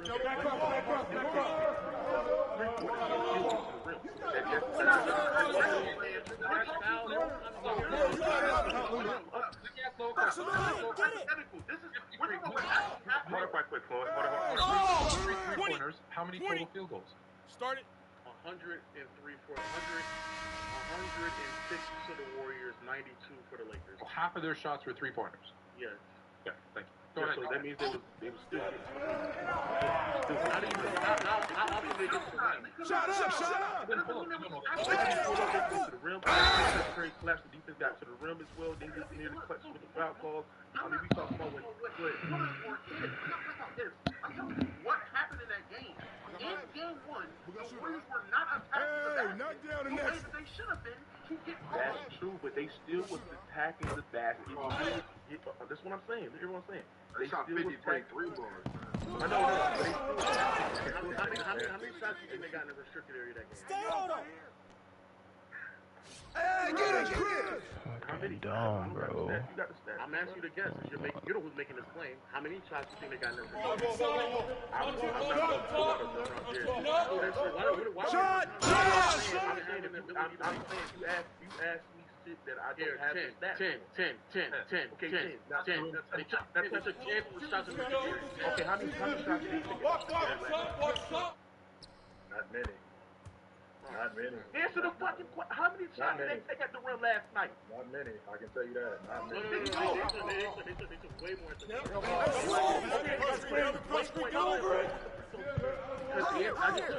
Anthony Davis pulled away from the basket. Anthony Davis away from the basket, and a lot of those shots were wide open layups. Why were wide open layups? Because Anthony Davis wasn't able to answer the rim. Even better.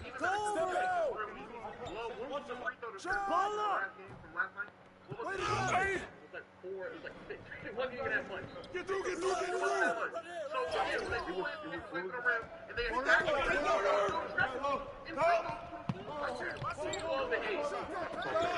are we doing? Eight difference. It was an 8 difference. 8. Okay, it was 8. Okay, and how? It was hold on. It was 8. And how many? Hey, yo, right there. The Warriors lost by last night. It was a one possession game. Okay. Cool, my friend. Game 3, 2. How many points? Hold on, game 3. Game 3. If it was an 8, it was an 8. Hold on. If it was an 8, if it was an 8, hold on. Yeah, we definitely about to move on in a second. Go ahead. Go ahead, Damo. Make your last point. I think that even out, which is what's important. Don't let him shoot that. Steve Kerr kept Steph Curry on the basketball last night. And him keeping Steph Curry on the basketball last night made him less difficult to guard because he had guys like Anthony Davis where he struggled with length and athleticism. I've said that in the past, and he struggled with that. And you got guys like Klay Thompson on the wing where he's hitting him, where they're trying to get the screen action, and it's easy to double. Klay Thompson is taking shots as opposed to when Curry is playing over the basketball and Draymond Green is the primary distributor and ball handler. You got a lot more action off the basketball. We're having a lot more action off the basketball. You're making those guys with the Lakers defend more on the perimeter as opposed to with Curry. You're not really making them defend that much because now you're making Curry a one-on-one player. And I don't think he's nearly as effective as a one-on-one player than he is when he's playing off the basketball. That's number one. Number two, I'm gonna be honest with you guys. Lonnie Walker walked on that floor like I'm the dude. run it for me. Bring the field over here. I'm the guy. He hit that one shot, and then the next thing you know, he's looking at James like, run it again. This dude that's covering me, he can't cover me. He hits that next shot in transition. He's starting to look at James, and he's got that look in his eye like, Joe, I'm the dude. Run it for me again. He didn't look like he didn't have any problem doing what he's doing, which I'm not surprised, because we're talking about Alani Walker, who was a starter in this league. We're talking about Alani Walker, who is a pro. Now, why he wasn't in the rotation earlier, I can't really put my finger on that, because the Lakers do have a lot of one-dimensional guys who are doing their job. But with that being said, add Alani Walker to the lineup, he made up for D'Angelo Russell's production, and that was the difference in the game. Preparation is opportunity. That's what that is right there. Thanks. You know, and to be honest with you, Jay, what he was last night, that's you, Jay Garland. I can cover him. I've been sitting on the bench the whole game, but I can cover him. This wide receiver that's roasting us, I can cover him, and I'm gonna shut the door on this dude. For real though. All right, fellas. The next hand for terrorists. I'm sorry. No way. Wait. Before we move on, can I ask Damo a question? Beasley was getting minutes on Alani Walker. Wait, Damo, can I ask you a question? Hey, swing it! See, I think that you gotta get Darvin Ham. I'm a LeBron fan. I'm a LeBron fan. You know I'm really rocking with the Knicks, but I'm rocking with Bron always. That's my goal. Yeah, exactly. Answer the damn question. My question is, do y'all feel like Darvin Ham, because I feel like y'all been on him too quick. Like, he's been doing this for this first time. You don't think you got to give him some time to just kind of figure it out? Obvious things that we're talking about. I feel like, yes, but maybe don't feel obvious to him in terms of... I think Lo and Donald disagree with me. And as the longest-serving Laker fan, I'll say, I've said that about Darvin Ham, is that he had a completely different team at the beginning of the season that he has now. And he's a first-year coach. He's still learning these guys' why. So I would say, yeah, I give him a little bit of credit, but they're making a good point. He does make some...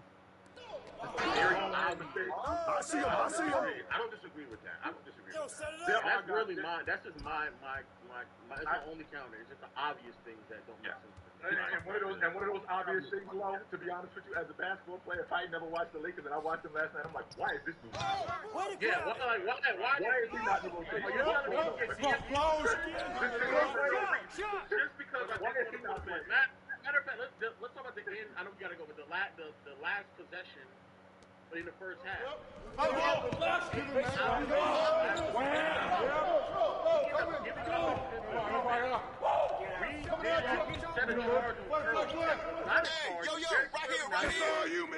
Ham didn't challenge the charge in the first half. He used his challenge in the first half.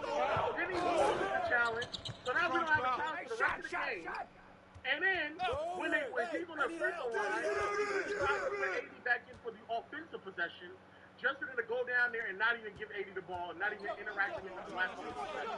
Stuff like that, while it was happening, not hindsight. If that's true, Lo, I can counter that with Steve. I can counter that with Steve Kerr challenging what Draymond Green did, which clearly Draymond did. That's number one. And then now losing that challenge, and you lose that timeout, so you guys win the tip at the end of the game. Steph Curry throws the ball out of bounds. You know what he could have done? He could have called timeout. But we lost that time. But we didn't have any more timeouts. Why? Because we lost the challenge. They had Steph Curry didn't know so many timeouts. They had one timeout when he threw. On Steve Kerr, well, no, and you know this. I'm you challenge. Get him! Proof your guy got your back. But how long are we going to keep doing this? No. Yo, say what I'm going to do. That's it. That's in the NBA. I'm not doing that. We're not doing that. What we're doing is we're evaluating. That's what we're doing. We're evaluating moves. Let me just say, that's the same thing as saying that you're a player and you know more because I don't play. No, I can evaluate you and not be a head coach and know that you did something with your rotation that was bonehead. I can do that. advantage. I'm not saying he didn't do it for a reason. He's watching and judging the outcome of that decision. We have that advantage. That's for us. Oh no, I'm saying this stuff live. I'm like, why is he doing this right now? I can watch. I can watch. And with all due respect, that to analyze the game. Right. But more often than not, it goes from analyzing to acting like, oh, we should have did that. Like, we go from analyzing. No, but what we're doing is we question it. Just like I question Coach Bud, who has Giannis on the basketball in the meat and potatoes of the game, watching the defense shrink and just get him off the basketball. Instead of doing that, no, you're going to keep Giannis on the basketball and make everything less difficult, make everything more difficult for the other guys. So we can see stuff like that and recognize it as people and go, what are you doing? And I don't know, Ox. I don't know, Ox. How hard is it to coach LeBron James and Anthony Davis? Real quick. I just need to say, hold on. Please let me get this off. My issue when it comes to Darvin Ham isn't even fully Darvin Ham. A lot of it has to do with Rob Pelinka as well. Only reason why I would say, and I'm going to keep saying, we don't need Darvin Ham next year, is because if you're making these kind of if it's small, obvious decision-making, like, problems you're having, with the Rob Pelinka roster in the offseason, it's going to get worse. Rob Pelinka probably makes great moves in terms of trading. He's a great coach when it comes to trading. Acquiring pieces to trade, Rob Pelinka does great. When it comes to signing basketball players to the Lakers in the offseason, when it comes to building this roster in free agency, he continuously picks the wrong players every time. Or allows the right players to walk. Do y'all think he has a case for executive of the year, though? Yes, he does. No. Why not? Low and Damo, y'all know damn well that roster wasn't doing nothing. I'm going to say right now, I don't think you're a good firefighter for putting out a fire that you started. Okay, I like it. I like the analogy. I like it. Okay, I like it,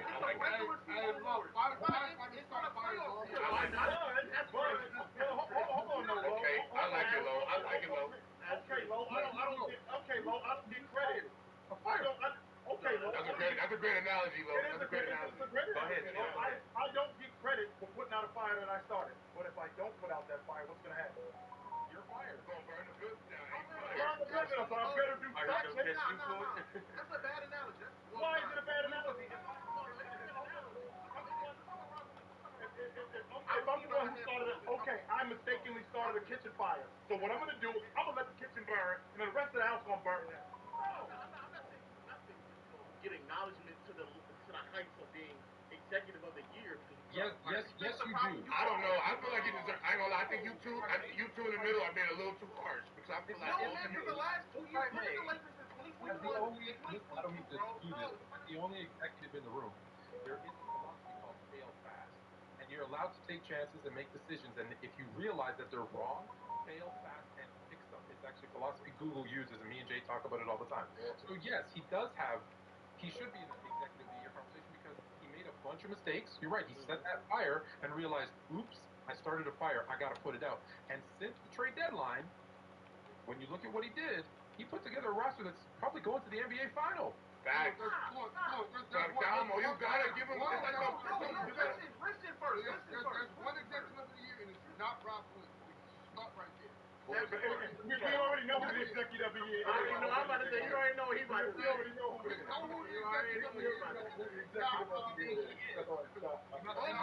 All I'm pushing back on is he didn't fail fast. That's the problem. He started this fire after we won a championship.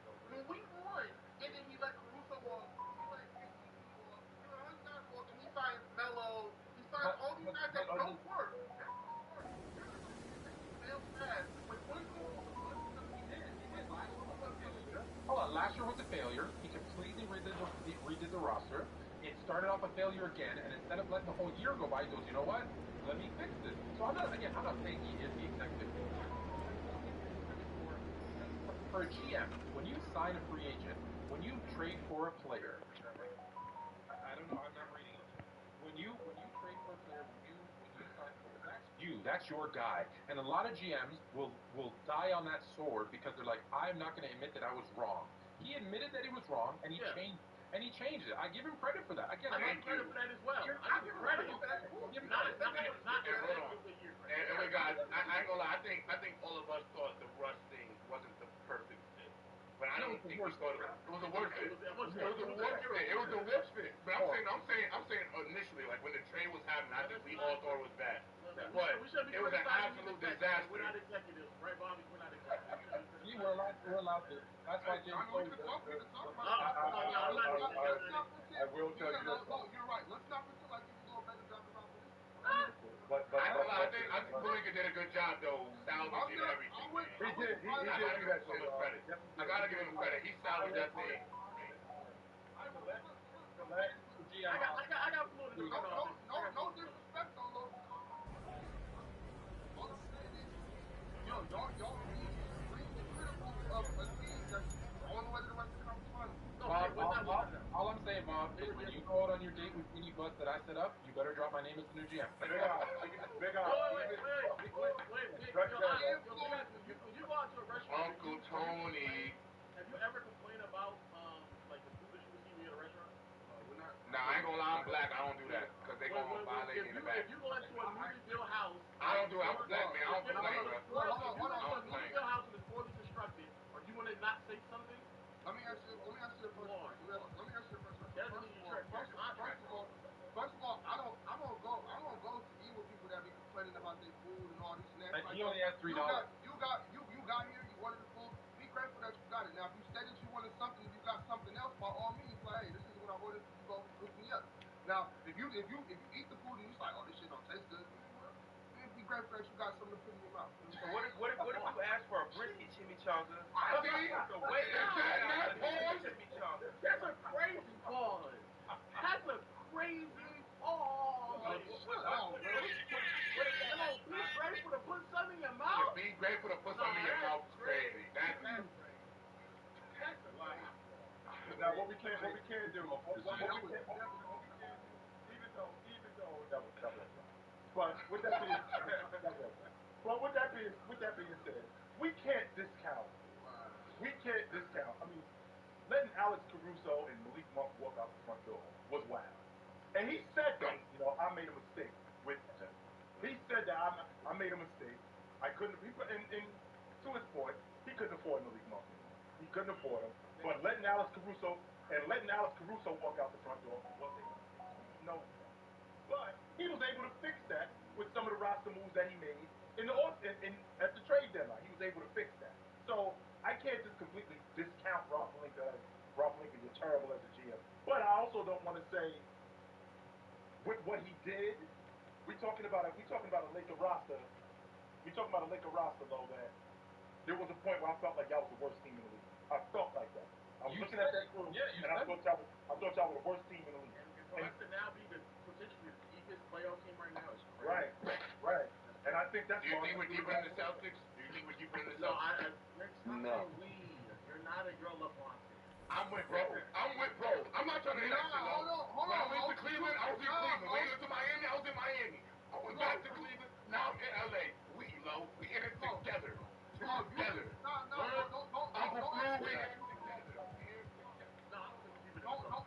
ever like you a thorough Lakers fan, low. 2 months ago, you was leaving the Lakers team. I'm done with it. I'm a Milwaukee.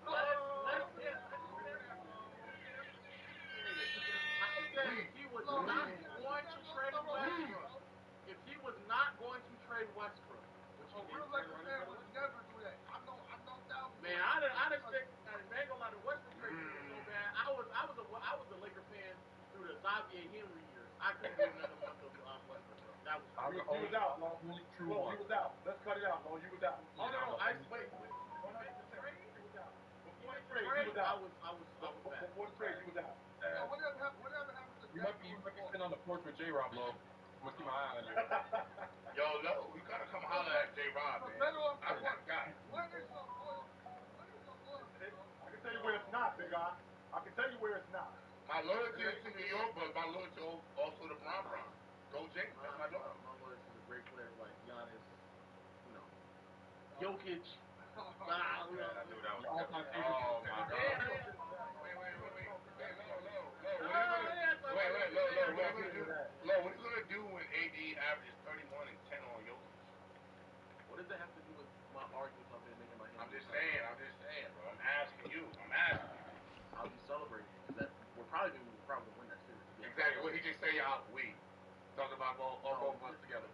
Me and Fluent. Fluent and I'm not. Me and you and Fluent. Wait. Come on, about argument about Dr. Buck. Dr. Buck is looking No, I know. disappointed right now, Law. Dr. Buck is disappointed right now. You were disappointed in a lot of things. Me wasn't at the top of the list. Over the past decade, I was not at the top of the list. I'm confident that Dr. Bus upstairs. So y'all originally, like the Lakers fans originally had the Warriors. The Lakers beating the Warriors in the series. I thought the Lakers was the semifinals team. Me and Fluent were the only ones who had to come up on the panel I wasn't. to say that we had the Lakers winning. I did say it. Only one. Me and Fluent. Don't matter. I still had the balls to do it. Yeah, they. Don't talk about we. I had the Warriors win. That actually leads me to my next question. I want to ask you guys, how many more games do the Warriors win? None. It's over. 5 games. 5 games. 3? 5 games. 5 games. They probably 5 games. Jordan Poole. 5 games. Jordan Poole. Hey, let Jordan Poole shoot as much as he wants. Let him do him, bro. Jordan. It's not. We have to have a serious conversation. That Poole is in the desert. Jordan He Poole. was unplayable. He was unplayable. Yeah, he's unplayable, bro. He's unplayable in serious, bro. He can't. Mr. Poodle cannot really consistently shot. He cannot consistently shot the 9 yards. It's a pool party and no one got wet. When he's not shooting shots and he's not scoring, he's a turnover. Nobody got wet. Okay. Keep going, Mookie. Keep going. Damn, all this conversation get me rocked up. My bad. My bad. You should have said that. J-Rock got to take a break on that. Okay. Focus. Move. I'm locked in. Where was you at? Yeah, like, Diddy, you good over there? Do I need to get you out of there? Ron, actually, you good? Are you good? Yeah, he's rock up. You next to him, it's Jordan Poole. Like, Jordan Poole supposed to be the guy that's supposed to come off the bench and provide points for the Golden State Warriors. And the fact that he's not consistently doing that, if you look at his numbers across the board throughout this whole postseason, has been egregiously bad, especially for a guy that's, getting paid, $150 million, if he's not getting somewhat close to the production that he did last season as well. I just think there's a serious conversation to be had for Jordan Poole, because if a guy is not hitting shots and he's not scoring, and he's not providing any impact in every facet of basketball, we're talking in terms of defense, rebounding, playmaking, we're talking about turnover the ball excessively. Bro, this is a serious conversation to be had by Jordan Poole. Scoreless last night, they didn't give me a 5-point game for 2 for 9 shooting. On top of that, it's just, we got guys like Austin Reeves and Schroeder and all these other guys, all these other role players that's not even nearly making as much of the money that he's making. Is putting on better production than Jordan Poole. So, like I said, bro. Well, Mook, real quick, conversation to be had because he's not showing up, bro. Real quick, Mook, can we agree that the reason why he got paid was because of the incident? Like, that sped up the process. Is that fair? It may have sped up the process, but I think they were already in conversation. I think they were going to pay him. I think they deserved the money. He deserved the money at the time. I ain't saying that he wasn't. What I'm saying is that what I'm saying is that with that incident with Draymond, did that speed up the process? I think it did speed up. I think now when we talk about the playoffs, we're talking about focusing solely on you. Everything that you don't know how to do, especially over the course of a week. This isn't the regular season where you play today, which is Tuesday, and then we don't see you again for 2 months. No, we get to focus solely on you. And everything that you don't know how to do, what we're going to do is we're going to highlight that. So a guy like Jordan Poole, who we know for a fact that Jordan Poole not only does he not guard, he doesn't want to guard. He wants to get on the other end of the floor, and he wants the basketball in his hand. So what do? What we're going to do is we're going to put this guy in as much action as possible. We're going to hunt this guy, get him in one-on-ones, not just get him in one-on-ones, get him in pick and pops, get him in pick and rolls. And when we do that, not only do we tire him out, what we do is we put defenders on him to cause even more problems for him offensively. And what that does is that throws his game off. Why do we know that? Because we get to focus solely on you and you only. And I think that has a lot to do with why he's playing the way he's playing. I agree. Very, very limited. Does any of this Does any of this have to do with he got paid and now he's just not as hungry as he was? No, I don't think that's They call what did Jalen Rose call him? Moving over Julius Randle to Kuzma. I'm not dumping Kim to get with Chloe. I'm actually dumping Kim because I want to get with a 6. And in the process of getting with a 6, as opposed to the 9 is giving me way more trouble than she All these people inviting me, bro. way more trouble than she The 6 will give me less trouble, and I'm going to get more value. And I can build more around the 6, a.k.a. Kuzma. It's not going to be as much money, which means that I can go get Y'all ready? more players, more valuable players, and establish. Make sure I ain't changed my shit before we go in. I was ready. Everybody on the table. But I'm a big RJ fan. A lot of people don't like RJ fan. I like RJ. I like RJ fan. I was ready to move over to Julius Randle last year at draft. You could have got both of them. You could have got the both of them. I think we missed on. I'm not saying he's ready. But what I'm saying is, and I'll go back to the statement before we went by, I don't dump Kim to go up with Chloe because I know I'm going from 9 to 6. As the coach, how much trouble that 6 is bringing me. So I don't want either of them, is my point. Even though I see your point, like, again, I don't want to build around Randall. I agree with you. I want to move on to Randall. I agree with you. I just don't think. Well, I'm not looking at Kuzma as an answer. I know that ultimately we're going to have to rebuild this type of hole. You know what I'm saying? Right. So I feel like when we're going into this new rebuild, I'd rather. Okay, I was like, where the hell did my contact go? But there it is. Absolutely. I'm not looking at like when James Dolan hired me, I probably keep him Brunson and everything else is fine. Here's the issue. The issue is you don't necessarily have to, because you'll be a lot closer than you think. Prime example would be the Lakers in '99. '98, Utah sweeps them out. I'm coming. I'm just in my innovations. Sweeps them out the playoffs. All right, we got to get rid of Shaq, or Kobe and Shaq isn't working. No, that's not the problem. Let's just switch the coach. We got the ingredients. We just got the wrong chef in the kitchen. I think that you guys in New York, you may very well have the right ingredients.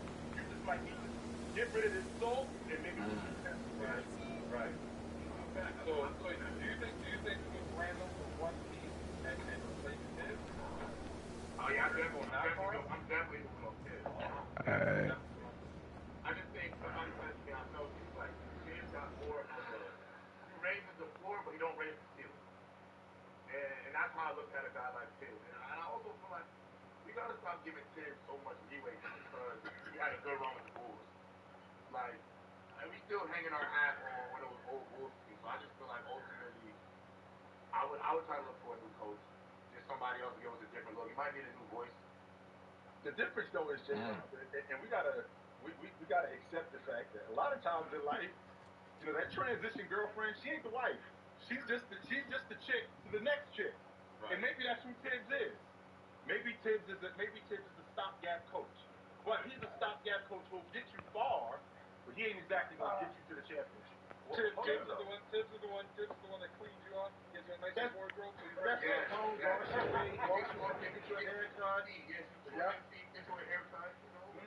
And then you're moving on from her. Give you some fresh drawers, some fresh knots, you know. Now mind you, Tone, when you move off of her, she ain't whack. You make sure you let her know, yo, I thank you for everything you did.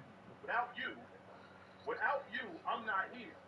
But I did need to move on to get to the next step. And maybe that's Tibbs. And I think a lot of that has to do with Tibbs being a defensive coordinator. That's who he was with the Celtics. And then he took that over to the Bulls, and that was basically the identity of his team. And his team struggled offensively. And the reason why is because I think Tibbs, he solely focuses on defense. And I don't have a problem with you focusing on defense because you ain't winning if you don't defend. But if you don't put some legit offense in your game, then you're probably not going to win. I'm watching the Knicks last night. Don't get me wrong. They had three guys, three of their starters, I believe, had 20. Both Brunson, Julius Randle, and RJ. Do you both think? had 20. I'm sorry to interrupt you. On that note, I want to ask this question. because we've seen it with Tibbs. We've seen it with a guy like Nick Nurse. We've seen it with multiple guys that are like, this guy's an offensive coach, D'Antoni. Their offense works or their defense works. They just can't get it right on defense. And I know that they have assistant coaches and et cetera, et cetera. Do you think the NBA needs to move more to like the NFL where it's maybe a head coach who's about morale and rah, rah, rah, and then an offensive coordinator and a defensive coordinator? Because I'm seeing the same struggles. I'm seeing the same struggles with like these defensive coaches who are so focused on defense and they do a great job, and we always question, oh, but that offense, oh, but that offense. Should we just make the hard cut and say, hey, you cover the offense, you cover. Now I know it's different because you transition from offense to defense a lot quicker in basketball, but I'm almost like, I think someone should at least try it. Well, Tone, didn't we have that already? I mean, Phil Jackson wasn't an X and O guy. That was Tex Winers. Phil was the yeah, that works. Yeah. Right? Phil was so we already had that unofficially. And the same thing happened in Boston. Not Tex Winers, I'm sorry. Doc was more of a manager. Back out whenever the circle pop up. Professional basketball player, played in the NBA, former point guard. So he was the dude who managed that crew. Tibbs was the defensive coordinator. He was the guy responsible for where Kevin Garnett was. Alright, go back in. So I think we unofficially had that. You should find somebody now. Like a random that was sitting in there. Like making it official. Yeah, I think so. How many times are going to do that? There's just certain guys that are. Look, I'm not saying Tibbs isn't a good head Ghost. coach. He's a good head coach, but he's a way better defensive-minded defensive coach. Well, you dudes, both of y'all, J-Rob, Mook, Tom, y'all dudes are football guys. So y'all know, like, I equated Norm Stewart. I love it. Ghost. Norm Turner, I'm sorry. Norm Turner. Norm Turner is a great offensive coordinator. Right. Norm ain't running your crew, though. No. He's not going to run your crew. Yo, though. Who's the guy? Who's the DC? It's up to you. Right now? Wasn't it Arthur Smith? Right now? Right now. Or even last year. I think it's Arthur Smith. He was the head coach of the Bills for a while, too. White hair. I know white hair guy doesn't break it down anymore, but I'm looking right at him, Tom. You know what I'm talking about. He's got the golden cheeks and the white hair. I'm looking right at him. Dan Quinn? No, Quinn was before Arthur Smith. Wade Phillips? Wade Phillips.